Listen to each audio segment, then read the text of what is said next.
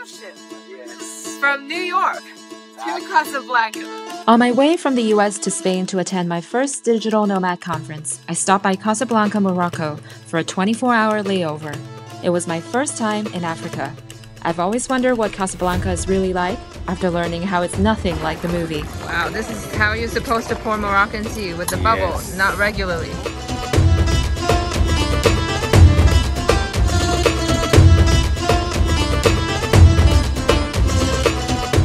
I was a little nervous coming to Morocco after hearing from my female friends who have been aggressively harassed on the streets of Marrakesh and Fez, two of the most famous tourist hotspots in Morocco. My friend told me Casablanca might be a lot more quote-unquote chill, but to be on the safe side, I decided to hire a private tour guide for the day. I booked a $60 tour on Viator and hoped for the best that someone would show up. Arrived in Casablanca, Morocco. One thing I did discover is interesting is that the airport Wi-Fi is blazing fast. So much faster than most airports I've been to. Well, with the exception of Asia, of course. But compared to the US, a lot faster. Officially outside of the airport, and apparently my luggage don't need to be picked up. Apparently I won't have my toothbrush tonight, which is great. But I guess it's a relief because they're quite heavy and they're checked directly to Spain. It turns out I have nothing to worry about. Moroccan drivers were extremely on time. My guy Mohammed arrived before my flight landed and texted me while I was still in line at passport control. I was chauffeured around in a big Mercedes van that smells amazing. I was surprised because I thought it was a group tour, but turns out I have him for the entire day.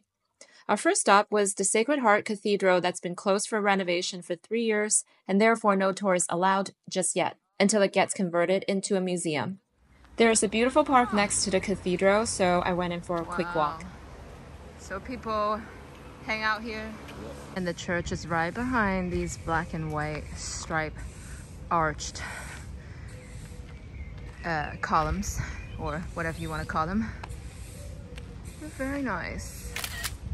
On our way to the next stop, Mohammed asked me if I like pigeons.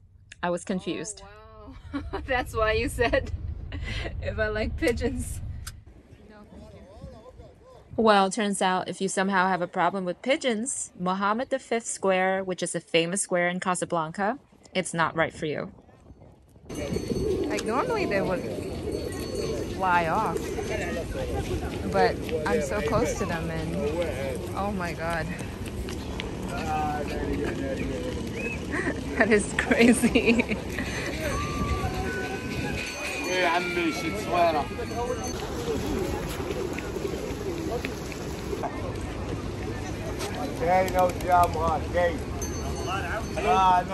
There's this really cool building behind me. I think it's a government building. I'm not exactly sure. Some people obviously are offering to take pictures for me, and so far no crazy harassment or anything that my friend told me about when they went to Marrakesh. So I guess it's more chill here. As I hopped back into the van, I wasn't too excited for the next stop, Rick's Cafe, opened by former American diplomat Kathy Krieger in 2004, is a replica of the set of Casablanca, the beloved Hollywood classic. By now, we all know the movie was filmed in a soundstage in LA, but I guess there's nothing wrong taking a photo in front of it. I visited as Ramadan came to an end and people were celebrating Eid at home with family, so the entire city was deserted. It's a great time to visit if you don't want to see the normal hustle and bustle, also known as insane traffic jams that the city is known for. So today, not a lot of tourists also. No locals, no tourists. Nobody. It's a good day. Looking over the cliff, I saw some amazing rock formations I've never seen before. As someone who's not very physically adventurous, I thought it looked a little precarious to get down there. But Mohammed reassured me it was easy. And guess what? It was easy. I just need to step on big rocks.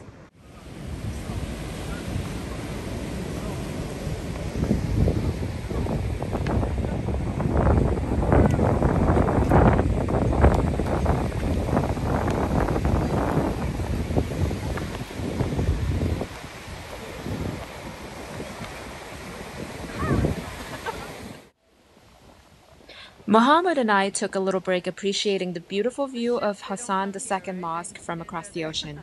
But then I made a shocking discovery. You're saying there's a cruise ship from New York to Casablanca. How come I lived in New York for 10 years? How come I didn't know about this? I missed out. I should have taken the cruise ship. Yes, I know. Is it how long it takes? 3 months. The America-Morocco connection didn't stop at the alleged cruise line that I can no longer find online. Apparently, there's a wealthy neighborhood in Casablanca that resembles Beverly Hills in LA. Mohammed took me there, and it really did look like LA. Finally, we arrived at Hassan II Mosque, the highlight of the trip. This magnificent mosque is the third largest mosque in the world, and Mohammed now is in charge of leading a group of other travelers who are also visiting the mosque at the same time as me. Hassani Mosque is the biggest one in Africa, and number 3 in the world. It was the first one and the biggest one in Africa, and the world is in Medina, Saudi Arabia. The second in Mecca. This is the biggest one in Africa. But the tall minaret in the was the Hassani Mosque, 200 meters. So inside the mosque you have the official guide. Okay. And a lot of guide. English guide, Spanish guide, French guide, yes of course. Okay. But please stay beside the guide for listening information because a lot of people visit the mosque. Stay beside the guide. Okay. So the tour inside the mosque about 45 minutes. After the tour, you can take your time for checking the pictures on the square. Okay. It's okay? Okay. Merci.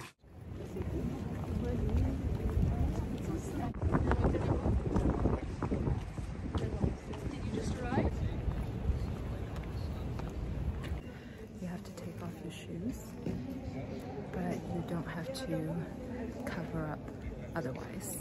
Well, unless you're dressed really inappropriately, but most people are not. And we're waiting for the English language guide. There's no video recording allowed inside the mosque, but somehow pictures are okay. I actually forgot to take off my Insta360 mini necklace camera and got yelled at by the official guide even though I wasn't recording the tour at all. Well, that was awkward. So if anyone's coming to the tour, remember not even to hold your camera or phone up for too long while taking pictures, because you might get yelled at by the guy too. After the mosque tour, Mohammed took me to a coffee shop and taught me a trick I wish I'd known earlier. So currently having coffee, afternoon tea I guess, for me because I don't drink coffee, at this place near all the shops with my tour guide, Mohammed. And apparently whatever you need, you just yell. Because everybody who works here is his friend. Wow, this is how you're supposed to pour Moroccan tea, with the bubbles, not regularly. Okay, this is the proper way. I did it wrong. And for the first time in my life, I heard the prayer alarm. It was the third prayer of the day. Interestingly, I don't think everyone stopped to pray.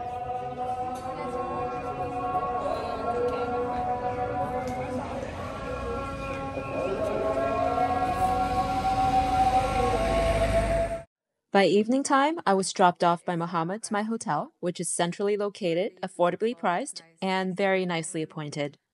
Also has a balcony that looks outside to other balconies. So it's converted from an old building.